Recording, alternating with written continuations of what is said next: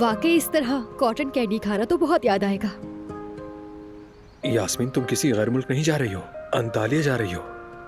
बात वो नहीं, असल में तुम्हारे साथ खाना ज्यादा अच्छा लगता है, वहाँ ये सब कहाँ मिलेगा। और वैसे यहाँ की चीजों की तो बात ही अलग है। अच्छा एक बात सुनो, मैं सोच रही थी कि जाने से पहले तुम्हें अपने पसंदीदा खाने सिखा दूं। मेरे जाने के बाद तुम बना लेना, कैसा रहेगा? बहुत अच्छा आइडिया है ये तो।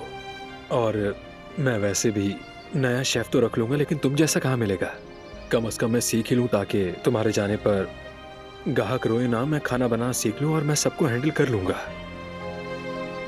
ठीक है, चलो अब देर हो रही है, चलते हैं। हाँ चलो, चलते हैं।